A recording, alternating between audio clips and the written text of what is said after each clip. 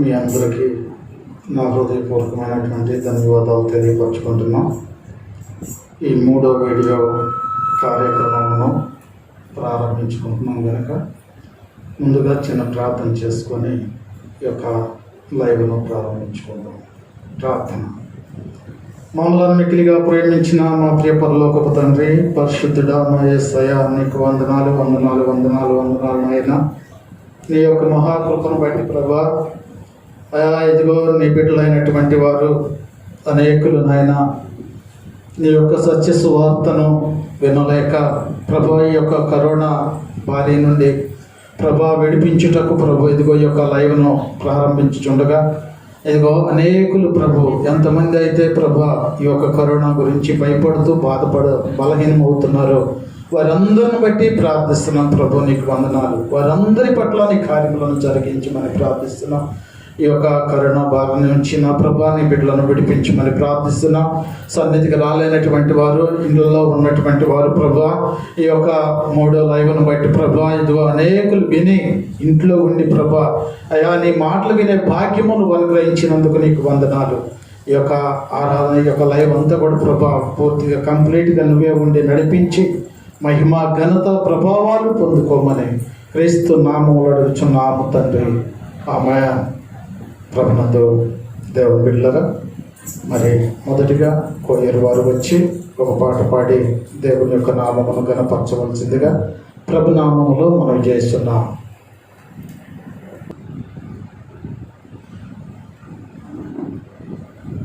నీ దయలో నేనున్నా ఇంతకాలం, నీ కృపలో కాచినావు గతకాలం.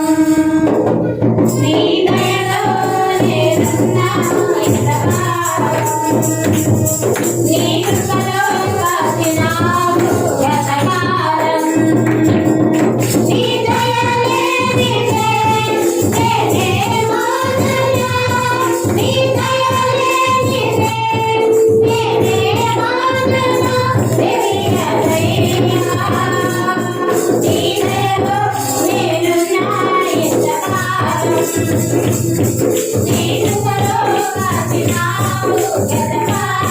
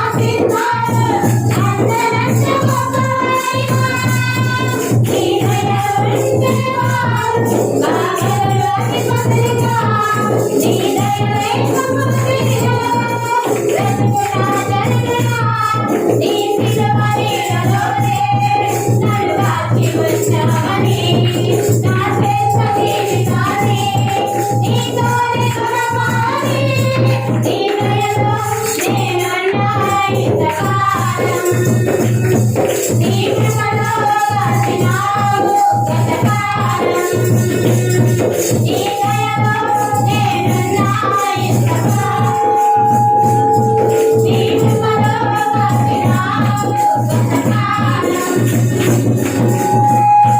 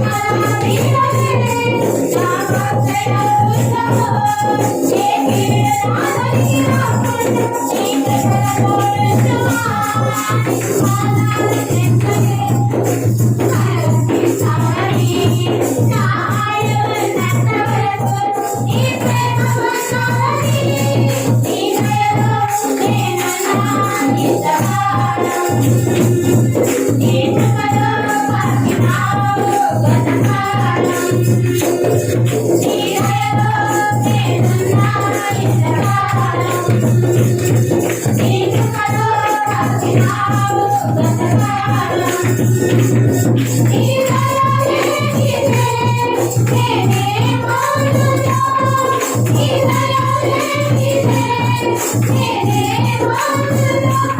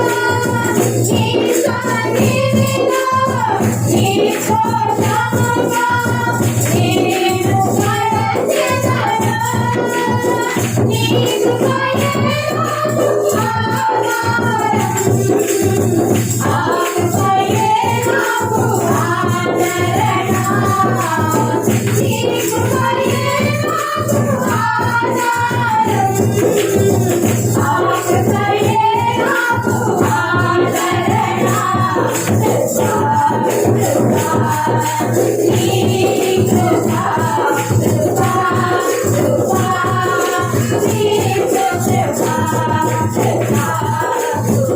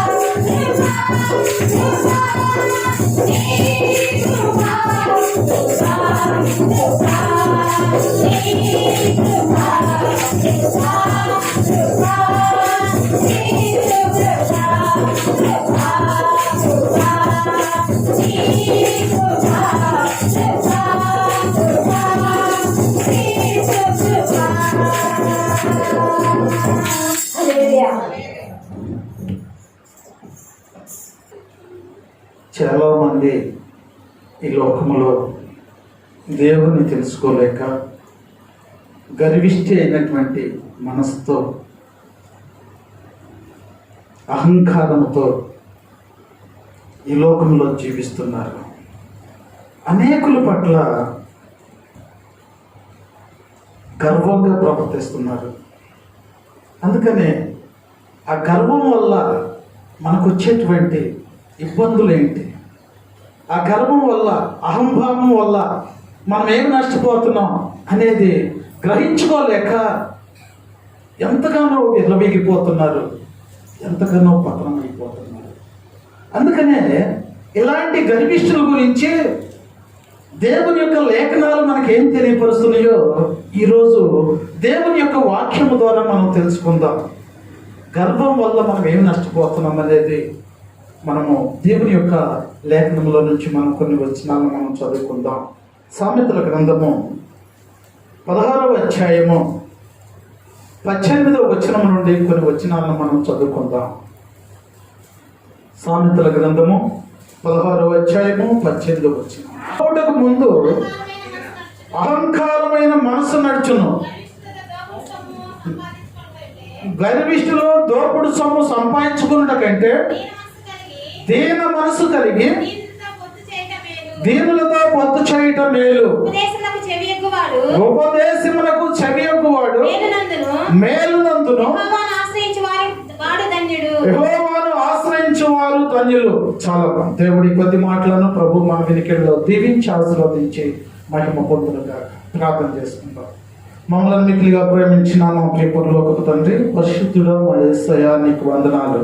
నీ యొక్క మహాకృపను బట్టి ప్రభు, ఇదిగో ఈ లోకములో ప్రభు దీన మనసు కలిగిన వారికి నువ్వు తోడుగా ఉంటానని సెలవిస్తున్నావు. ఇదిగో గర్విష్య మనసు ప్రభు ఎంతగానో మా ప్రభు శోధిస్తుంది, మనసులను ఎంతగానో పతనం చేస్తుంది ప్రభు. అయినా గ్రహించలేకపోతున్నాడు మానవుడు. నీ లేఖనముల ప్రకారం ప్రభు గరిష్ఠ వారి యొక్క జీవితం ఎలాగుంటుందో, నిన్ను ఆశ్రయించినటువంటి వారి జీవితం ఎలాగుంటుందో ప్రభు ఈరోజు ఇదిగో ఈ యొక్క 3వ లైవ్ ద్వారా ప్రభు నీ బిడ్డలకు తెలియపరచడానికి నువ్వు ఇచ్చినటువంటి జ్ఞానమును బట్టి, తలంపును బట్టి నీకు స్తుతులు వందనాలు తెలియపరచుకుంటున్నాం ప్రభా. ఇదిగో నాయన గర్విష్ఠతనము ఎవరిలో ఉన్నదో అయ్యా, దానివల్ల మేము ఏమి నష్టపోతున్నామో నీ లేఖనముల ప్రకారం ఈరోజు మేము వింటుండగా ప్రభు ఆ గర్విష్ఠతనాన్ని తీసేసుకొని ప్రభు ఇదిగో దీన మనసుతో నిన్ను కలుసుకొని నిన్ను ఆరాధించే భాగ్యము అందరికీ దయచేయమని క్రీస్తు నామములు అడుగుచున్నాము తండ్రి, ఆమేన్. ప్రభునందు దేవుని బిడ్డలారా, మరొకసారి మనము ఈ వాక్యాన్ని చదువుకుందాం. నాశనమునకు ముందు గర్వము నడుచును. హల్లెలూయా, హల్లెలూయా. గర్వము వల్ల ఏమొస్తుందంట? నాశనం వస్తుందంట. నాశనం అంటే మన యొక్క జీవితాన్ని మనమే పతనము చేసుకుంటున్నాం. అందుకని దేవుని యొక్క లేఖనం మనకేం తెలియపరుస్తుందంటే దీన మనసు కలిగి జీవించాలి. గర్విష్టి మనసు వల్ల మనం నష్టపోతున్నాము. దీన మనసు కలిగిన వాడు ధన్యుడని దేవుని యొక్క వాక్యం సెలవిస్తుంది. అట్లాగే ఈ యొక్క గర్విష్టి మనసును గురించి మనం చూసుకున్నట్లయితే ఒక గ్రామంలోనంట ఒక చెరువు ఉందంట. ఆ గ్రామంలో ఆ చెరువు ఉంది. ఆ చెరువు వర్షాలు లేక నిమ్మలంగా అది ఎండిపోతూ ఉందంట. ఆ చెరువు ఎండిపోతున్నప్పుడు దాంట్లో నివసిస్తున్నటువంటి ఈ కప్పలు ఇవన్నీ అన్ని కూడా ఇదిగో అన్ని కూడా వేరే నీళ్ళు ఉన్నటువంటి ఆ చెరువులోకి వెళ్ళిపోతున్నాయి అంటాయి. ఆ నీళ్ళు ఉన్నటువంటి చెరువులోకి వెళ్ళిపోతున్నప్పుడు ఆ యొక్క చెరువులో ఇది ఒక తాబేలు ఉందంట. ఆ చెరువులో ఒక తాబేలు ఉన్నప్పుడు అది బయటికి ఎటు కూడా పోలేక ఆ చెరువులోనే ఉంటుందంట. అయితే ఆ చెరువు నిండుగా ఉన్నప్పుడు ఆ తాబేలుకు 2 కొంగలు స్నేహంగా ఉండేయంట. ఆ 2 కొంగలు ఇదిగో ఈ యొక్క తాబేలు గురించి ఆలోచిస్తున్నాయి. ఈ తాబేలు గురించి ఏం ఆలోచిస్తున్నాయి అంటే, మనమైతే రెక్కలు ఉన్నాయి ఉన్నాయి, మనం ఎగిరిపోతున్నాము. మరి మనం ఎన్నాళ్ళు ఆ తాబేలుతో స్నేహం చేసాము కనుక ఆ తాబేలు బయటికి పోవడానికి అవకాశం లేదు కాబట్టి ఆ తాబేలు ఎట్టన్నా సరే మనం రక్షించాలి అని చెప్పేసి ఈ రెండు కొంగలు ఆలోచన చేస్తున్నాయి అంటారు. ఈ రెండు కొంగలు ఆలోచన చేస్తున్నటువంటి సమయంలో ఇది ఆ కొంగలకు ఒక ఆలోచన వచ్చింది. ఏంటంటే ఇదిగో అది తాబేలేమో నడవలేదు కనుక మనం ఎగురుతాం కాబట్టి ఇదిగో ఒక చిన్న కర్రపూలం తీసుకొని వద్దాం, ఇదిగో రెండు ముక్కులతో మన ఇద్దరం ఆధారని పట్టుకుందాం, ఆ తాబేలను మధ్యలో నోటితో పట్టుకోమని చెబుతాము, మనం దాన్ని తీసుకొని వెళ్ళిపోయి ఎక్కడన్నా నీళ్లు ఉన్నటువంటి చెరువుకి వెళ్ళి మళ్ళీ అక్కడ మన ముగ్గురు యొక్క స్నేహాన్ని కొనసాగిద్దామని చెప్పేసి ఈ కొంగలు ఆలోచన చేసినాయి. ఈ కొంగలు ఆలోచన చేసి ఇదిగా తాబేలతో మాట్లాడినాయి. సరే ఈ ప్లాన్ ఏదో బాగానే ఉంది, ఈ ప్లాన్ ఏదో బాగానే ఉంది, ఎట్టయితే నేను రక్షింపబడాలి, ఇక్కడ నీళ్ళలో మరి లేకపోతే నేను చనిపోతాను కాబట్టి ఈ ప్లాన్ బాగానే ఉందని చెప్పేసి సరే కర్పూలం తీసుకురమ్మని చెప్తే రెండు కొంగలు ఇదిగా కర్పూలం తీసుకొని వచ్చి అటు ఇటు ముక్కులతో పట్టుకొని అంట ఆ తాబేలను మధ్యలో పట్టుకోమని అంట. హల్లెలూయా, హల్లెలూయా. సరేనామని చెప్పేసి తాబేలు నోటితో పట్టుకుందంట. ఈ కొంగలు ఎగిరిపోవటం మొదలుపెట్టినాయి. ఈ కొంగలు ఎగిరిపోతూ ఉన్నప్పుడు ఇది ఇంటనే ఆత్మకూరు గ్రామం మీదుగా వస్తూ ఉన్నప్పుడు ఈ కింద ఉన్నటువంటి ప్రజలంట అది ఆ వింతను చూశారంట. ఆ రెండు కొంగలు ఈ మధ్యలో తాబేలు ఉండటం చూసి ఏ ఊరిచ్చారో కదా ఈ ప్లాను,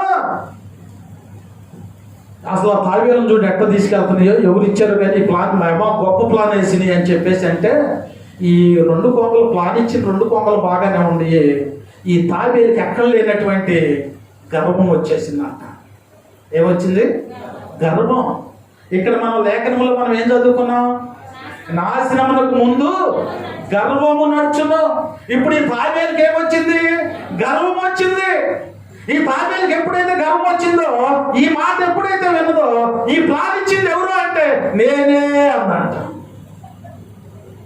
ఏమంది? నేనే అందంట. ఏమైపోయింది? ఆకాశము నుండి నేల మీద దబేలుమని పడి చచ్చిపోయిందంట. ఇప్పుడు ఈ తాబేలు చచ్చిపోవడానికి కారణం ఏంటి? గర్వం. మరి మానవులమైన మనకు కూడా గర్వం వచ్చినప్పుడు మన పరిస్థితి ఏంటి? మనం కూడా ఏదో ఒక అపాయంలో గురైపోతున్నాం. ఏదో ఒక విధంగా మనలో ఉన్నటువంటి ఆ గర్వం అంటే ఏంటంటే ఇదిగో అసూయ, కోపము, ఇవన్నీ కూడా మనం తీసేసుకోవాలి.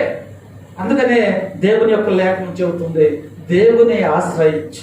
దేవుని ఆశ్రయించాలంటే ఏం ఆశ్రయించి ఉండాలంట? దీన మనసును కలిగి ఉండాలంట. హల్లెలూయా, హల్లెలూయా. ఎప్పుడైతే ఈ తాబేలు పడి చచ్చిపోయిందో ఆ కర్మంతో ఈ తాబేలు చనిపోయింది. తెలుసా? తాబేలు అనుకుందా నేను నోరు తెరిస్తే ఈ పుల్ల వదిలేస్తాను, కింద పడతాను, నేను చచ్చిపోతానని తెలుసుకుందా? తెలుసుకోవాలా. అదే గర్వము తెలుసుకోలేక మానవులు ఎంతగానో విర్రమీగిపోతున్నారు.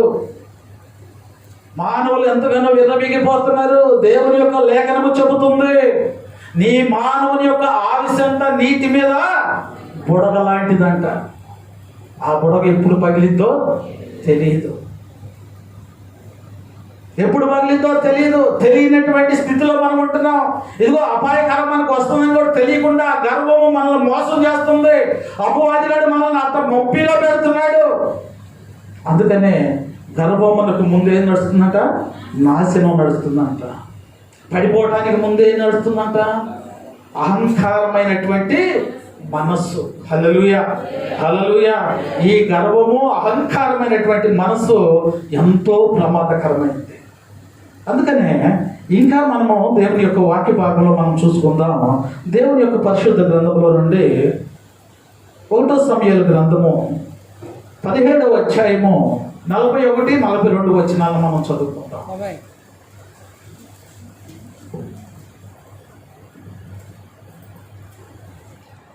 1 సమూయేలు గ్రంథము 17వ అధ్యాయము 41, 42 వచనాలను. డాలు మోయవాడు తనకు ముందుగా నడువగా ఆ ఫిలిష్తీయుడు బయలుదేరి దావీదు దగ్గరికి వచ్చి చుట్టూ పార చూసి దావీదును కనుగొని అతడు బాలుడై ఉండి చూచి తృణీకరించెను. ఫిలిష్తీయుడు ఆ, నీవు నా మీదకు వచ్చుచున్నావే. కర్ర తీసుకొని నా మీదకు వచ్చుచున్నావే, కుక్కనా? నేను కుక్కనా? అని దావీదుతో చెప్పి ఆ, తన దేవతల పేరిట ఆ. దావీదును శపించెను. హల్లెలూయా, హల్లెలూయా. ఇక్కడ మనం ఆలోచించాల్సినటువంటి విషయం ఏంటంటే ఫిలిస్తీయులకును ఇశ్రాయేలుకు యుద్ధం జరుగుతుంది.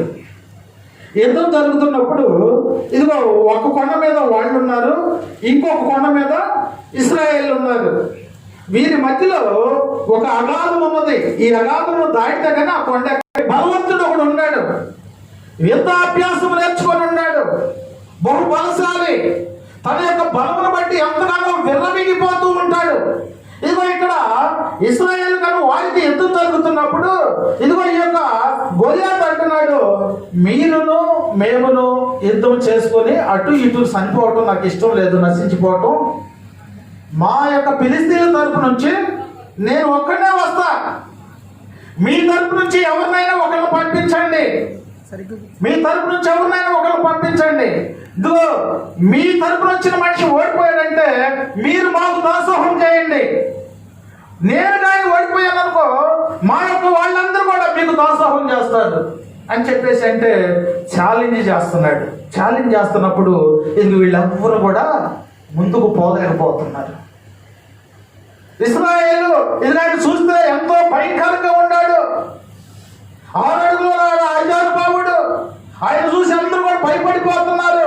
ఆయన రోజుకు వచ్చేసి ఛాలెంజ్ రండి, ఎవరైనా సరే దమ్ము ధైర్యం ఉంటే ఎవరైనా సరే నా మీదకి వచ్చి నన్ను జయించండి అని చెప్పేసి ఛాలెంజ్ చేస్తుంటే ఎవరు కూడా పోలేకపోతున్నారు. అయితే ఒకనాడు ఏం జరిగిందంటే ఆ యొక్క దావీదును వారి అందరి యొక్క క్షేమం కనుక్కొని రమ్మని చెప్పి తన తండ్రి ఇదిగో పంపిస్తాడు.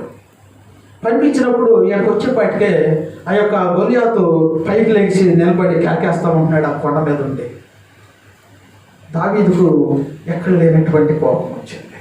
ఎందుకంటే ఫిలిస్తీన్లు అనగా అంటే ఆయన మీద కంటాయా ఇదిగో ఎవరైనా కానీ ఒక్కళ్ళే యుద్ధానికి పోవాలంట. ఆయన చూడు ఎంత అజానుభావుడుగా ఉన్నాడు, ఎంత ఉన్నాడు. ఆయన యుద్ధాభ్యాసం నేర్చుకున్నాడు, ఆయన ఎంతో బలశాలి. ఆయన మీద కంటే ఒక్కళ్ళే యుద్ధానికి పోవాలంట. అందుకని మన వాళ్ళు ఎవరు కూడా పోలేకపోతున్నారంటే ఈ యొక్క దావీదు గారు అన్నాడంట, నేను పోతాను అన్నాడంట. హల్లెలూయా, హల్లెలూయా, నేను పోతాను అన్నాడంట. ఇప్పుడు ఆనాట పడి ఎక్కడికి వెళ్ళింది ఆ మాట? రాజుగారి దగ్గరికి వెళ్ళింది. ఆ రాజుగారి దగ్గరికి వెళ్ళేటప్పటికి ఆ రాజుగారి దగ్గరికి వెళ్ళిన తర్వాత రామ్మని అన్నాడంట. వెళ్ళేటప్పటికి రాజుగారు చూసి అన్నాడంట, ఈయన చిన్న పిల్లోడు, ఆయన చూస్తేనే అజానుభావుడు లాగా ఉన్నాడు. ఆయన మీద ఒక సింహము నా మంద మీదకి వచ్చింది. నా మందకి మీదకి వచ్చినప్పుడు ఇదిగో దాన్ని ఎమ్మడిపడి పట్టుకొని నా యొక్క గొలిపిల్లను రక్షించుకున్నాను. అది నా మీద తిరగబడుతున్నప్పుడు దాన్ని 2 చెంకలు పట్టుకొని చించి పారేసాను. అట్టాగే ఇంకోసారి చూస్తే ఇదిగో ఎలుగు పట్టు కూడా అట్టాగే వచ్చింది. ఆ ఎలుగు పట్టును కూడా ఇదిగో అట్టాగే పట్టుకొని చీల్చి పారేశాను. అలాగే ఈ యొక్క సుమతి లేనటువంటి ఫిలిస్తీన్ని కూడా దేవుడు నాకు అప్పు చెబుతాడు. హల్లెలూయా, హల్లెలూయా. ఇప్పుడు ఇక్కడ మనం ఆలోచించాల్సిన విషయం ఏంటంటే ఇప్పుడు గొలియాతు దేనిని బట్టి అహంభావంతో ఉన్నాడు? ఏమి నమ్ముకున్నాడు గొలియాతు? తన బలమును నమ్ముకున్నాడు, తన జ్ఞానమును నమ్ముకున్నాడు, తనకు ఉన్నటువంటి విద్యాభ్యాసాన్ని నమ్ముకున్నాడు. దాన్ని నమ్ముకొని ఇక నాకు తిరుగులేదనుకొని గర్విస్తూ కేకలు పెడుతూ ఉన్నటువంటి ఆ యొక్క గొలియాతు మీదకు ఇదిగో దావీదు గారు పోతాదంటే అప్పుడు ఈ మాటలు ఎప్పుడైతే సాక్ష్యం చెప్పాడో ఈ సాక్ష్యం ఏం చేసిందంటే రాజుగారి మనస్సును మార్చేసింది. ఏం చేసింది? రాజుగారి మనసును మార్చింది. ఏం మార్చింది? సాక్ష్యం మార్చింది. ఏంటో సాక్ష్యం అంటే దేవుడు చేసినటువంటి కార్యము. అందుకని ఇదిగో మనం సాక్ష్యం చెబుతూ ఉంటాం. అనేకులకు మన సాక్ష్యాలను తెలియపరచాలి. అనేకులకి దేవుడు సన్నిధికి రానటువంటి వారికి కూడా మన సాక్ష్యం చెప్పాలి. ఏంటంటే ఇదిగో దేవుని యొక్క మాట హృదయంలో జ్వరబడిందంటే ఆ బిడ్డ మనసు మారిపోతాయి. ఇప్పుడు రాజుగారి మనసు మారిందా లేదా? దావీదు గారు సాక్ష్యం చెప్పినప్పుడు ఇదిగో రాజుగారి మనసు మారిపోయి అంటున్నాడు, సరే వెళ్ళు అక్కడ ఉన్నటువంటి ఆ యొక్క కవచాలు అవన్నీ కూడా తీసుకొచ్చి ధరించండి అని చెప్పేసి అన్నాడు.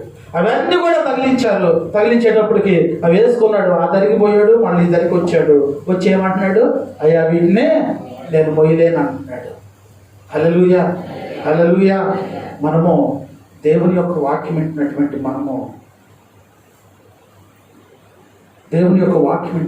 మనము కూడా ఇదిగో దేవుణ్ణి బట్టి మనం గర్వించాలి, కానీ మనకున్నటువంటి జ్ఞానాన్ని బట్టి, మనకున్నటువంటి తెలివితేటలను బట్టి మనం ఎప్పుడు కూడా గర్వించకూడదు.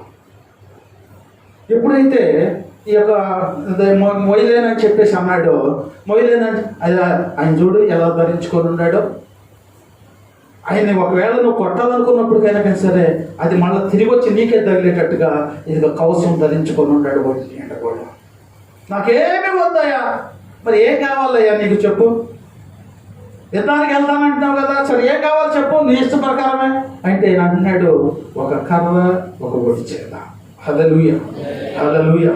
అది ఇప్పుడు ఆ కర్ర ఒడిచేల గురించి మనం అనుకుంటున్నాం, కానీ ఆ రోజుల్లోనంట 150 మిల్లీమీటర్లు వేగంతో వేస్తారంట.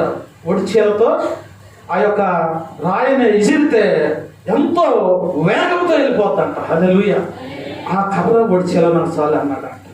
అప్పుడు దావీదు గారు ఏం చేస్తున్నాడు, ఆ కర్రలను ఒడిచేలు తీసుకొని ఎవరి మీద యుద్ధానికి వెళ్తున్నాడు, గొలియాతు మీదకి యుద్ధానికి వెళ్తున్నాడు.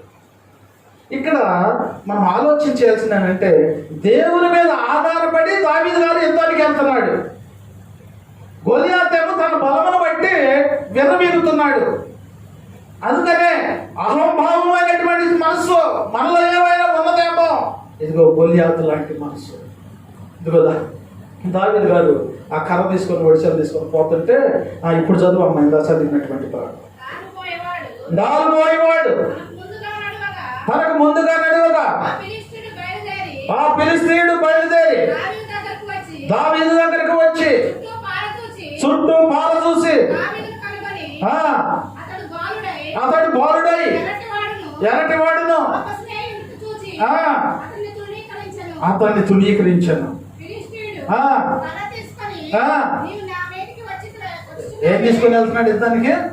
కర్ర తీసుకొని వస్తున్నావు, నేనేమన్నా కుక్కను అనుకుంటున్నావా ఏంట్రా నువ్వు? గర్వం చూడు అసలు. ప్రియా దేవుని బిడ్డలారా, వాక్యం వింటున్నటువంటి నీలో ఏమన్నా గర్వం ఉందేమో, అమ్మా ఎదుటి వాడిని ఏమన్నా తృణీకరించేటువంటి మనసు నీలో ఏమన్నా ఉన్నదేమో. ఇదిగో గొలియాతు అంటున్నాడు దావీదుతో, లేదా కర్ర తీసుకొని వస్తున్నావు, నేనేమన్నా కుక్కను అనుకుంటున్నావా ఏంటి? నేను చూస్తే అజాబావుడైతే అంత లెక్క లేకుండా కర్ర తీసుకొని వస్తున్నావు అన్నట్టుగా మాట్లాడుతున్నాడు. అవునురా నువ్వు కుక్కవే. హల్లెలూయా, హల్లెలూయా. అంతలో మనిషిని పట్టుకొని అవును నువ్వు కుక్కవే. అప్పుడు గొలియాతు తన దేవతల పేరున శపించాడు దావీదును. ఎన్ని శపిస్తే మొట్టికేమి, ఎన్ని దేవతలు పెట్టి శపిస్తే మొట్టికేమి, దావీదుకు తోడుగా ఎవరున్నారు? దేవుడు ఉన్నాడు. ఎలా ఉన్నాడు దావీదుకు దేవుడు తోడుగా? దీన మనసు కలిగి ఉన్నాడు, దేవుని పట్ల విశ్వాసం కలిగి ఉన్నాడు. నీవు కూడా విశ్వాసం కలిగి ఉంటే నీ శత్రువులను ఆయనే హతమారుస్తాడు. నువ్వు గర్వించుకోకుండా నిన్ను తిట్టిన వారిని క్షమించి, నిన్ను కొట్టిన వారి కొరకు నువ్వు ప్రార్థన చేసి ప్రభువుగా నువ్వు వాళ్ళని అప్పు చెప్పావంటే ఆ ప్రభువే యుద్ధం చేస్తాడు. నువ్వు చేయాల్సిన అవసరం లేదు, నువ్వు చేయాల్సిన అవసరం లేదు. ఇదిగో ఇప్పుడు ఇక్కడ మనం చూసుకున్నట్లయితే, ఇదిగో దావీదు గొలియాతు వెళ్ళినప్పుడు గొలియాతు బాణం సంధించబోతున్నాడు. సంధించబోయేటప్పటికి ఇదిగో ఆయన గోతులు దిగిపోయేటప్పుడు 5 నున్నటి రాళ్ళని ఏరుకొని సంచిలో వేసుకొని వెళ్ళాడు. హల్లెలూయా, హల్లెలూయా. ఆ 5 రాళ్ళు కూడా ఏ రాళ్ళు? ఆశ్చర్య కరుడు, ఆలోచనకర్త, బలమైన దేవుడు, నిత్యుడగు తండ్రి, సమాధానకర్త. హల్లెలూయా, హల్లెలూయా. ఈ 5 రాళ్ళు కూడా దేవునికి సంబంధించినటువంటి, దేవుని యొక్క ఇదిగో మనం ఉండాల్సినటువంటి లక్షణాలను కూడా పట్టుకున్నాడు. ఆశ్చర్యకరమైనటువంటి రాయిని ఉపయోగించాడు. ఎప్పుడైతే గొలియాతు బాణాన్ని సంధించబోతున్నాడో ఈయన వెంటనే ఆశ్చర్యకరమైనటువంటి రాయిని ఉపయోగించాడు.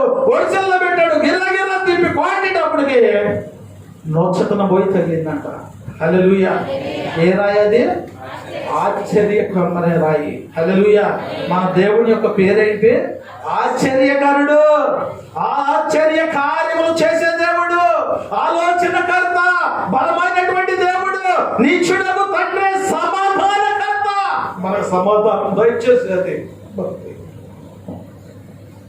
మనల్ని బలపరిచేది మన దేవుడు, మనల్ని నడిపించేది మన దేవుడు. ఆ దేవునికి కృతజ్ఞత స్తుతులు తెలియపరచండి. ఇదిగో దావీదు గారు దేవుని యందు విశ్వాసముతో విందానికి బయలుదేరారు. వెంటనే ఎప్పుడైతే ఆ యొక్క వర్షాల్లో పెట్టి ఇసిరాడో నోసట కొంచెం క్యాపు ఇంకెక్కడ తగిలిన కనుక లేదు. అందుకనే ఆ రాయ పేరు ఆశ్చర్యకరమైనటువంటి రాయ. నువ్వు ఆ రాయిని ఉపయోగిస్తున్నావా? ఆశ్చర్యకరుడిని నువ్వు ఉపయోగిస్తున్నావా? లేకపోతే నువ్వే ఏదైనా మాటరంగానే అన్ని వడ్డించేసి అంటున్నావా? అన్ని వడ్డించేసి ప్రభువా ఇదిగో నువ్వు నన్ను కాపాడు. చేతులు గారి నాకు ఆకులు పట్టుకుంటే ప్రయోజనం ఉందా? మరి ఎప్పుడు ప్రయోజనం ఉంది? ఆకులు పట్టుకొని ముందే ఏదైనా చేస్తే చేయగలకుండా ఉండేది. అలాగే మనం తొందరపడకుండా, ఎదుటి వారిని నిందించకుండా, ఎదుటి వారిని దూషించకుండా, ఇదిగో ప్రభు గొప్ప చెప్పు, ప్రభు ఇదిగో ఫలానా మనిషి నన్ను తిట్టిందయ్యా, అయ్యా ఇదిగో మనిషిని నీ చేతిలో పెడుతున్నాను ప్రభు, ఆ మనసు మార్చయ్యా, ప్రేమ కలిగిన మనసు ఆ బిడ్డను దయచేయమని నువ్వు ప్రార్థన చేస్తే ఆ ప్రభే చూసుకుంటాడు. ఆ ప్రభే చూసుకుంటాడు. ఐగుప్తు దేశం నుండి తన ప్రజలను తీసుకొని పోతున్నటువంటి సమయంలో ఇదిగో వెనకమాల పొర రాజు ఏం చేశాడంటే సైన్యాన్ని తీసుకొని వెళ్తున్నాడు. ఇదిగో దేవుని బిడ్డలైనటువంటి వారు ఆ సైన్యాన్ని చూసి భయప్రాంతులైపోయారు. భయప్రాంతులైపోయినప్పుడు ఇదిగో ఆ యొక్క మోషే ఆ యొక్క దేవునికి మొరపెట్టుకున్నాడు. ప్రభువా ఇదిగో వెనకమాల పొర సైన్యం తమరుకు వస్తుందయ్యా, మరి ఎంత చూస్తేనే ఎర్ర సముద్రం ఉంది, మరి నన్ను ఏం చేయమంటావు ప్రభు అని ఎవరిని అడిగాడు? దేవుని అడిగాడు. శత్రువు తమరుకు వస్తున్నప్పుడు దేవుని మీద ఆడుకున్నాడు. మనకు కూడా శోధన వచ్చినప్పుడు, బాధ వచ్చినప్పుడు, ఇబ్బంది వచ్చినప్పుడు మనం దేవుడిని ఆడుకోవాలి. లోకం వైపు మనం చూడకూడదు. మోషే దేవుని వైపు చూశాడు. ఇదిగో మోషే నువ్వు నడువ ముందుకే, నేను నీకు తోడుగా ఉన్నాను అన్నాడు. ఇదిగో ముందుకు కొనసాగిపోయాడు. ఇదిగో ఒడ్డుకెళ్ళిపోయి ఏంటి ప్రభు మరి ఏం చేయమంటావు అంటే ఆ సముద్రం వైపు నీ చేతిలో ఉన్న కర్రను చూపించమన్నాడు. ఆ కర్రను ఆ సముద్రం వైపు చూపించేటప్పటికి ఇదిగో సముద్రము 2 పాయలు అయిపోయింది. హల్లెలూయా, హల్లెలూయా. 2 పాయలు అయిపోయేటప్పటికి దేవుడు మోషేతో మాట్లాడుతున్నాడు. ఇక్కడ దేవుడు మోషేతో మాట్లాడుతున్నాడు. ఏం మాట్లాడుతున్నాడంటే ఇదిగో నీ శత్రువులని నువ్వు ఎప్పుడు కూడా చూడలేవు. హల్లెలూయా, హల్లెలూయా. నిన్ను వెంబడిస్తూ, నిన్ను తమురుతూ, నిన్ను బెదిరిస్తూ వస్తున్నటువంటి ఆ శత్రువులకి నువ్వు ఎప్పుడు కూడా చూడవు అని చెప్పేసి అన్నాడు. ఊరక నుంచొని చూడు, నువ్వు ఊరక నుంచొని చూడు, కార్యమును నేను ఎలా చేస్తానని చెప్పి మోషేతో దేవుడు మాట్లాడాడు. అలాగే ఇదిగో ఆ సైన్యం అంతా కూడా ఎర్ర సముద్రం ఆ దరికి వెళ్ళిపోయారు. ప్రభువును మళ్ళా అడిగాడు. ఏంటి ప్రభు అన్నాడు. ఏంటి ప్రభు అన్నప్పుడు ఇదిగో ఆ కర్రను మళ్ళా నువ్వు సముద్రం వైపు చూపించమన్నాడు. ఆ కర్రను ఎప్పుడైతే సముద్రం వైపు చూపించాడో ఇదిగో మొత్తం కూడా నీళ్లు మొత్తం కూడా మునిగిపోయింది. ఈ శత్రువులు ఏమైపోయారు? నీటిలో మునిగిపోయారు. ఈ యొక్క ఇశ్రాయేల్ కానీ మోషే కానీ దేవుని బిడ్డలు కానీ ఏమైనా యుద్ధం చేశారు వాళ్ళతో? చేయలా. ఎందుకని మరి ఆ యుద్ధం చేయకపోయినప్పుడు కానీ వాళ్ళు నీటిలో మునిగిపోవడానికి కారణం ఏంటి? దేవుని ఆనుకున్నాడు మోషే. నీవు కూడా దేవుని ఆనుకో. శ్రమ వచ్చినప్పుడు, శోధన వచ్చినప్పుడు దేవుని ఆనుకో, దేవునికి మొర పెట్టుకో. ప్రభు నీ పట్ల కార్యము చేయాలంటే దేవుని నువ్వు హత్తుకొని ఉండాలి. దేవుని హత్తుకొని ఉండేప్పటికీ ఆశ్చర్యమైన కార్యము చూశాడు. శత్రువు అంతా కూడా ఎర్ర సముద్రంలో మునిగిపోయారు. మునిగిపోవడానికి కారణం ఏంటంటే వారి వైపు చూడలా మోషే, శత్రువుల వైపు చూడలా, శోధన వైపు చూడలా, చనిపోతామని భయపడలా. నిత్యుడగు తండ్రి వైపు చూశాడు. నిత్యము బతికి ఉండేటువంటి ధన్యతను మోషేకు దేవుడు అనుగ్రహించాడు. హల్లెలూయా, హల్లెలూయా. అలాగే ఇక్కడ మనం చూసుకున్నప్పుడు ఇదిగో దావీదు గారు కూడా యుద్ధానికి వెళ్ళాడు. ఎప్పుడైతే రాయి నొసడు తగిలిందో పడిపోయాడు. పడిపోయినటువంటి వాడిని పరిగెత్తుకుంటూ పోయి అంత బలాచుడి మీద గుడ్ల మీద కూర్చొని తన వరలో కత్తి తీసి ఆ తలను నరికేశాడు. హల్లెలూయా, హల్లెలూయా. గొలియాతు గొలియాతు ఈ కత్తి దేనికి పెట్టుకున్నాడు? ఈ కత్తి తన ప్రాణానికి రక్షణ ఇచ్చింది అనుకున్నాడు, తన ప్రాణానికి కాపుదలుగా ఉందనుకుంటాడు, అనుకొని తెచ్చుకున్నాడు. కానీ ఆ కత్తే ఆయనకి మరణం ఇచ్చింది. హల్లెలూయా, హల్లెలూయా. ఆ కత్తి ఆయనకి కాపుదలుగా ఉంటుంది అనుకుంటే ఆయనకే శత్రువు అయింది. చాలా మంది అనుకుంటారు కత్తి తీసుకొని పొడిచేయకండి, కత్తి తీసుకొని వెళ్తే పొడిచేస్తా. ఆ కత్తే నీకు శత్రువు అయిద్దన్న సంగతి తెలుస్తుందా? ఈ గొలియాతు మనం చూసుకున్నట్లయితే, ఈ గొలియాతు ఆ చిన్న పిల్లోడేలా అనుకున్నాడు, కానీ ఆయన నన్ను చేస్తాడని ఏమైనా భయం వచ్చిందా? రాలా. కానీ ఆ గర్వం ఏం చేసింది? గొలియాతునే హతమార్చేసింది. ఇప్పుడు గొలియాతు చనిపోవడానికి కారణం ఏంటి? గర్వం. నేను గొప్పవాడిని అనుకున్నాడు, నేను ఎంతో వీరుడిని అనుకున్నాడు. కానీ ఆ గర్వం ఏమీ చేయలేకపోయింది. దావీదు చిన్న పిల్లవాడైనా బాలుడైనా కానీ సరే ఏం కలిగి ఉన్నాడు? జ్ఞానమును కలిగి ఉన్నాడు, దేవుని కలిగి ఉన్నాడు, దేవుని యొక్క శక్తిని గ్రహించి ఉన్నాడు. నా దేవుడు నాకు ఎప్పుడు తోడుగా ఉంటాడనే ఒక నిరీక్షణ కలిగి జీవించాడు. ఈరోజు దేవుని యొక్క వాక్యం వింటున్నటువంటి మనము కూడా ఒక నిరీక్షణ కలిగి ఉండాలి. ఏంటా నిరీక్షణ? అన్ని వేళలా నా దేవుడు నాకు తోడుగా ఉంటాడు, శ్రమలో తోడుగా ఉంటాడు, సంతోషంలో తోడుగా ఉంటాడు, సమాధానంలో తోడుగా ఉంటాడు. ఏది కావాలంటే అది నా దేవుడు నాకు ఇస్తాడు అని ఈ ఒక్క మనసు కలిగి ఉన్నటువంటి వారు ఏం చేస్తారు? ఏ సమస్య వచ్చినా దేవునికి మొర్ర పెట్టుకుంటారు. ఎప్పుడైతే ఇది గొలియాతు ఇదిగో వచ్చాడు, పేక నరికేశాడు, తల నరికేసి చేత పట్టుకొని వస్తున్నాడు. హల్లెలూయా, హల్లెలూయా. ఎప్పుడైతే ఇదిగో తల పట్టుకొని వస్తున్నాడు, వెంటనే అక్కడ ఉన్నటువంటి వారికి సంతోషం వచ్చిద్దా? రాదా? ఇప్పుడు మన సన్నిధిలో ఏమా ఎవరన్నా ఒక బలహీనలు వచ్చారనుకో, బలహీనల కోసం మన సంఘం అంతా కలిసి ప్రార్థన చేసామనుకో, ఆ బిడ్డకు విడుదల వచ్చేసింది, సంతోషంతో ఉన్నాడు, బాధపోయి సంతోషం వచ్చింది. అప్పుడు మనకు సంతోషం ఉండదా? మనకు కూడా సంతోషం ఉంటుంది.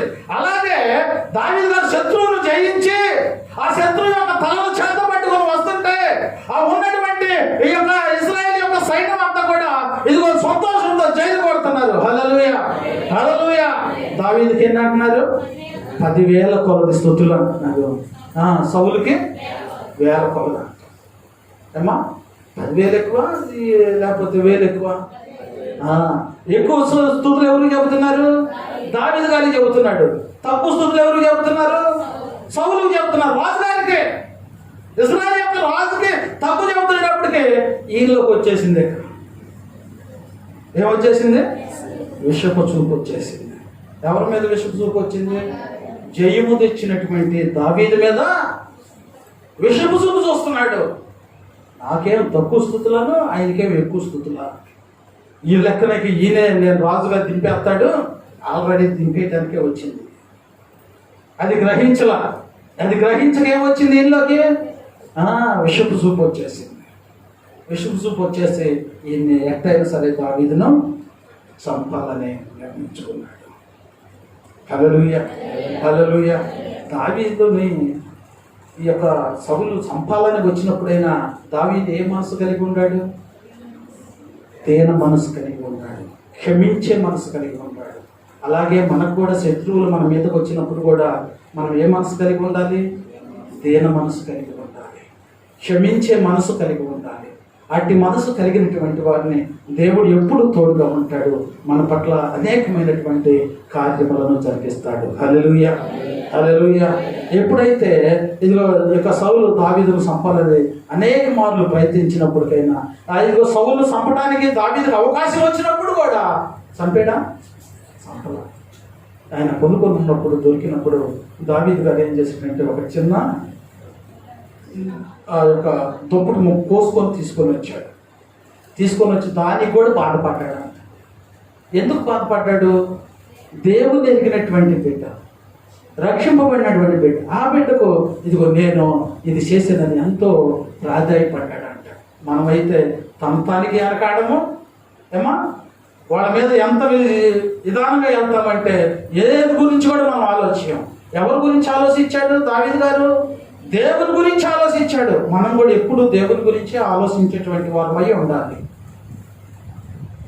అనేకమైనవి సహజంగా వస్తూ ఉంటాయి. ఇదిగో ఎప్పుడైతే ఈ యొక్క దేని మనసుతో ఉంటున్నాడో, అవకాశం దొరికినప్పటికైనా సంపపోయేటప్పటికే ఇదిగో సౌలు మనసు మారిపోయింది. హల్లెలూయా, హల్లెలూయా. దేంతో జయించాడు? దీన మనసుతో జయించాడు. మళ్ళీ ఎప్పుడైనా ఇక దీన మనసుతో జయించినప్పుడు దానికి మళ్ళీ ఎప్పుడైనా శత్రుత్వం ఉండిద్దా? ఉండదు. గర్విస్తోదైతే ఇప్పుడు గర్విస్తానుగా పోయి మనం ఒక నలుగురిని కొట్టొచ్చామనుకో, మళ్ళీ ఆడ ఒక నలుగురు వచ్చి కొడతా ఉంటారు. ఇక శత్రుత్వం పెరుగుతూనే ఉంటుంది కానీ తగ్గదు. ఏదైనా కానీ మనం దీన మనసుతో ఎప్పుడైతే మనం జయించగలుగుతామో అప్పుడు మనము ఏదైనా కానీ సాధించగలుగుతాం. ఆ దీన మనసు కావాలంటే మనం ఎవరిని కలిగి ఉండాలి? దేవుని కలిగి ఉండాలి. హల్లెలూయా, హల్లెలూయా. అందుకనే దేవుని యొక్క వాక్యం వింటున్నటువంటి మనము ఇదిగో దావీదు లాంటి దీన మనసు కలిగి ఉండాలి. దేవుని అతుకునే మనసు మనలో ఉండాలి. ఆ గర్విష్ఠానం లేకుండా మనం దేవునికి ఇష్టమై జీవించేటట్టుగా మనము ఉండాలి. అదేవిధంగా 2వ దినవృత్తాంతాలు రాసినటువంటి పత్రిక 25వ అధ్యాయము 16వ వచనం. అయితే ఆ, అతను స్థిరపడిన తర్వాత ఆ, అతను మనసున గర్వించి చెడిపోయాను. అతను స్థిరపడిన తర్వాత మనసున గర్వించి చెడిపోయాను. మనసును గర్వించి చెడిపోయాను. అతను ధూపపీఠం మీద అతను ధూపము వేయుటకై యెహోవా మందిరంలో ప్రవేశించి ఆ, తన దేవుడైన యెహోవా మీద ఆ, ద్రోహం చేయగా ఆ, యాజకుడైన అజర్యాయు ఆ, అతనితో కూడా ఆ, ధైర్యవంతులైన యెహోవా యాజకులు ఆ, 8 మంది 8 మంది అతని వెంబడి లోపలికి అతను వెంబడి లోపలికి వెళ్ళి వెళ్ళిరి. వారు రాజైన ఉజ్జియాను ఎదిరించి రాజైన ఉజ్జాను ఎదిరించి ఉజ్జియా ఆ, యెహోవాకు ధూపం వేయుట ఆ, ధూపం వేయుటకై ప్రతిష్ఠింపబడిన ఆ, అహరోను సంతతి వారైన ఆ, యాజకుల పనియే కాని ఆ. ఈ పని కాదు. హల్లెలూయా, హల్లెలూయా. ఇక్కడ మనం ఉజ్జియా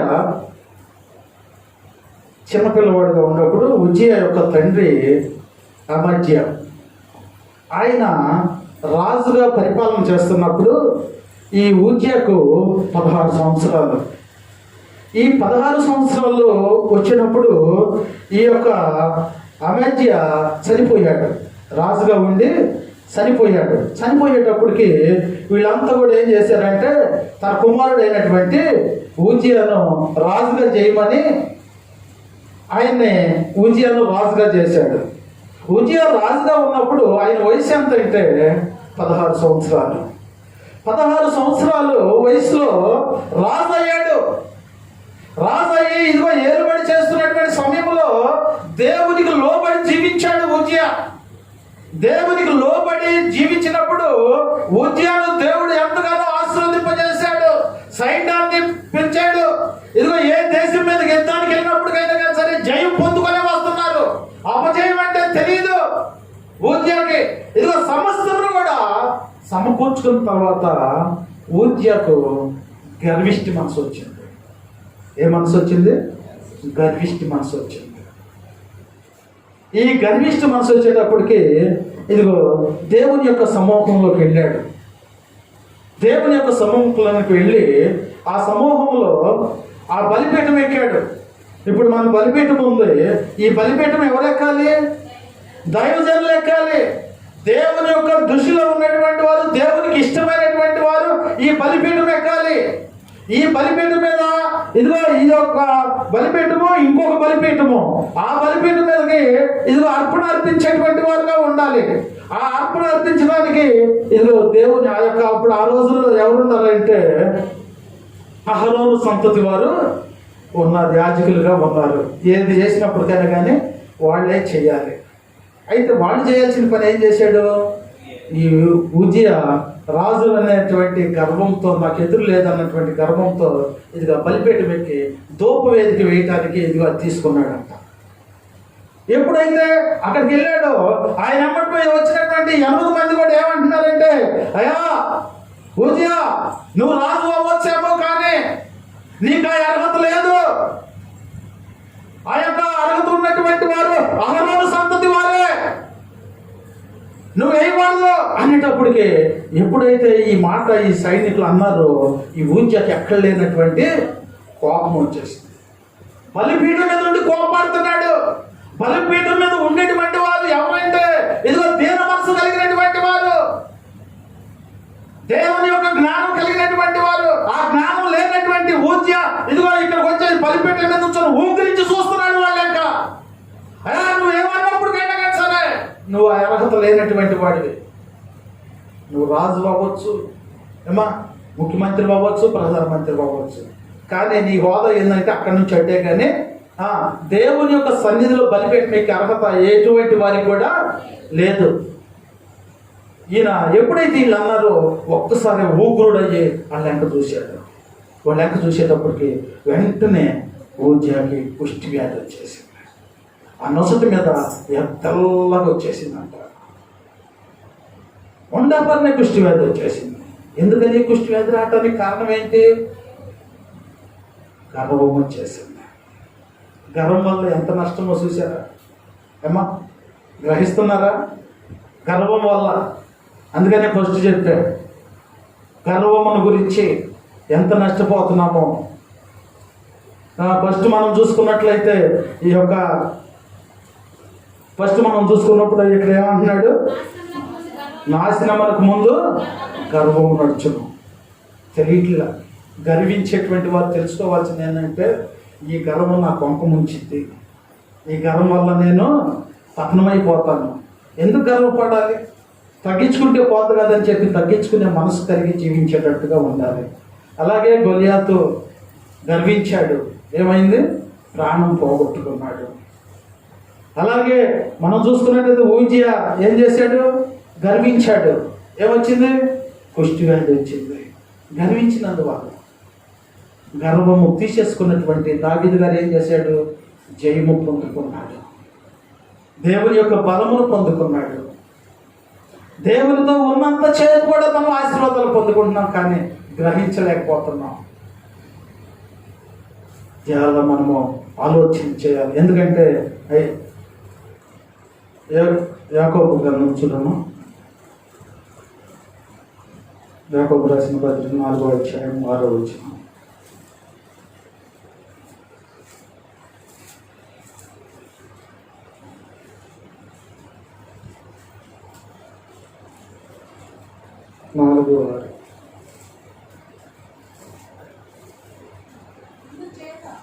అందుచేత అహంకారులను ఎదిరించి దీనులకు కృప అనుగ్రహించును. హల్లెలూయా, హల్లెలూయా. అహంకారులను ఎదిరించి దీనులను కృప అనుగ్రహించునంట. హల్లెలూయా, హల్లెలూయా. ఎవరు అహంకారంతో ఉన్నటువంటి వారిని దేవుడు ఎదిరించి దీన మనస్సును వారికి అనుగ్రహిస్తారంటున్నాడు. హల్లెలూయా. మరి అలాంటి మనసు చాలా మంది ఏం చేస్తారంటే ఏళకోళం చేస్తూ ఉంటారు. కొంతమంది చాలా మంది ఏళకోళం చేస్తూ ఉంటారు, తేలిక చేసి మాట్లాడుతూ ఉంటారు. దేవుని యొక్క వాక్యం సెలవిస్తుంది, వాడే ఏళకోళం అయిపోతాడంట.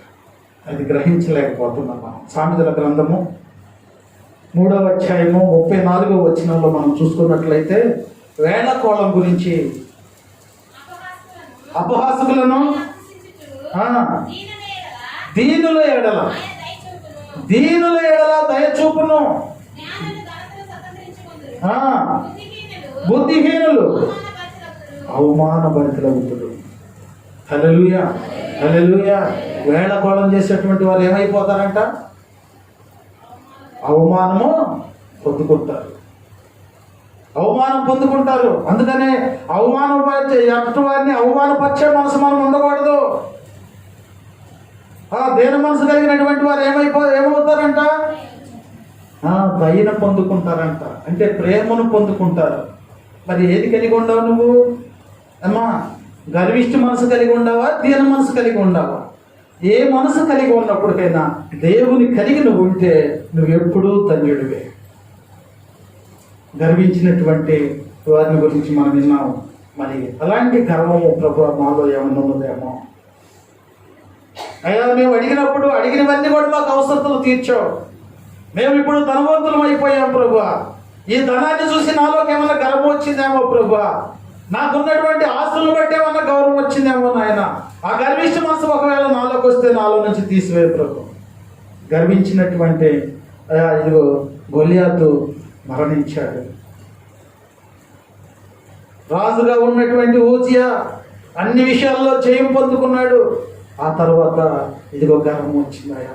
గర్వం వచ్చి నీ బలిపీఠం ఎక్కాడు.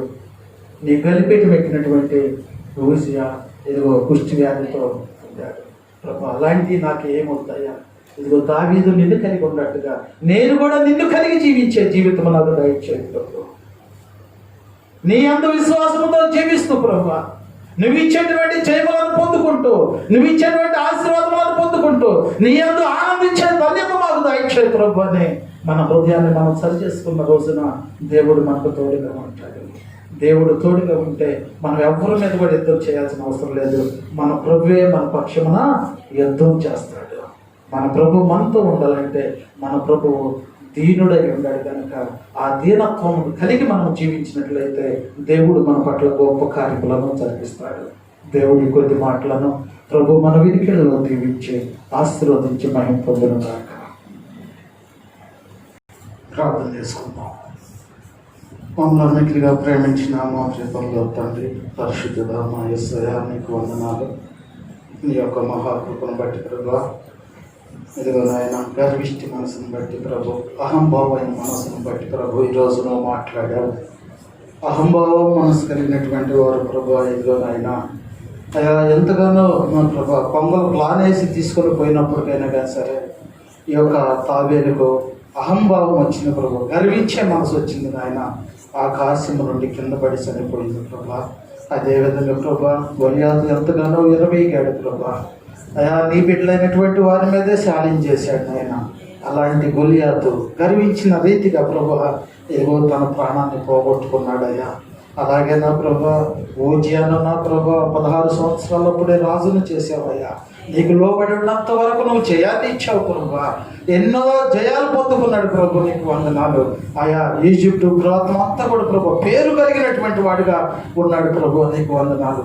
అలాంటి ఊజియా గర్వించాడయ్యా. గర్వించినప్పుడు ప్రభు కుష్టివ్యాధితో పోయాడు ప్రభు. నీకు వందనాలు.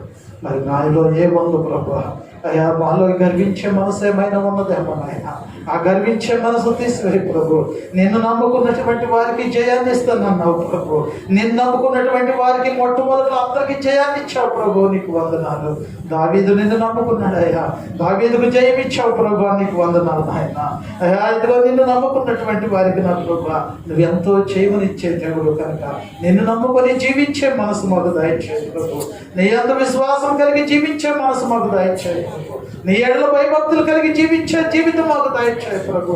అయ్యా గర్విష్టి మనసు ఏమైనా మాలో ఉంటే, అహంభావమైనటువంటి మనసు మాలో ఏమైనా ఉంటే వాటిని మాలో నుంచి తీసివేయి ప్రభు.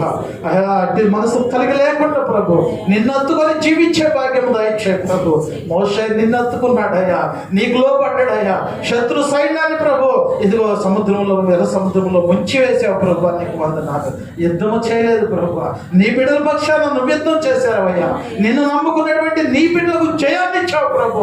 అట్టి జయమును మేము పొందుకొని అహంభావమైనటువంటి మనసు మాలో ఏమైనా ఉన్నదేమో ప్రభు, గర్వించే మనసు మాలో ఏమైనా ఉన్నదేమో ప్రభు, అట్టి మనసు నుంచి మేము విడుదల పొందినట్లు ప్రభు, నీ ప్రేమ పొందుకొని మేము జీవించినట్లు ప్రభు నీ కృప మాకు అనుగ్రహించమని ప్రార్థిస్తున్నాం.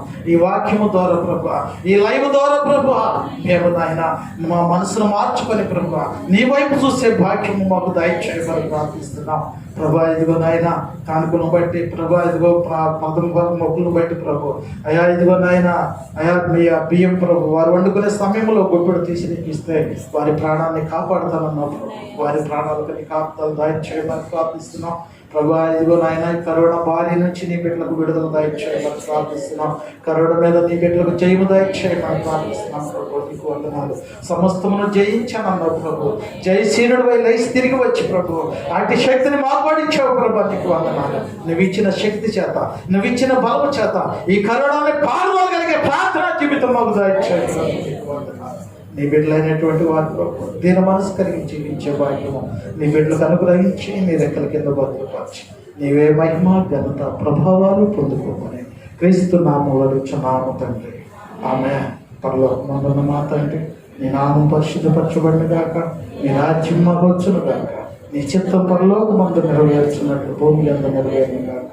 మా ఏదైనా ఆహారం నేడు మాకు దయచేయము, మా ఏళ్ళ అపరాధములు చేయవారిని మేము క్షమించలాగా మా అపరాధములను క్షమించుము, శోధంలోని కాకి నుండి తప్పించుము. రాజ్యము, శక్తి, మహిమ నిరంతరము నీవై ఉన్నావు తండ్రి. ఆమేన్. యేసు రక్తమే ఇచ్చి, ప్రవేశ రక్తమే ఇచ్చి, అపవాది క్రియల కన్నంత నాశనం, ప్రవేశ రక్తమే సంపూర్ణ విజయం, సిలువ రక్తమునకే ఇచ్చి. ఆమేన్. మన తండ్రి అయిన దేవుని ప్రేమ, ప్రభు అయిన యేసుక్రీస్తు వారి యొక్క కృప, పరిశుద్ధాత్మ నిత్య సన్నిధి ఇక్కడ చేరి ఉన్న బిడ్డలకును, దూరం నుండి దగ్గర నుండి యంత్రం ద్వారా వింటున్నటువంటి ప్రతి బిడ్డకును దేవుడు సదాకాలము తోడుగా ఉండి దీవించి ఆశీర్వదించి మహిమ పొందును గాక. ఆమేన్. ఆయన నాతో వచ్చును, ఆయన నాకాధారము, ఆయన ప్రేమ కృపల నుండి నేను తొలగనేనాడు. ఎత్తైన కొండలపై, చీకటైన లోయలలో, పరమ గృహము చేరు వరకు ఆయన నాతో వచ్చును. ఆమేన్. ఆమేన్.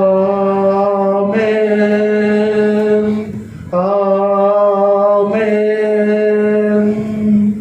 హల్లెలూయా. హల్లెలూయా. హల్లెలూయా.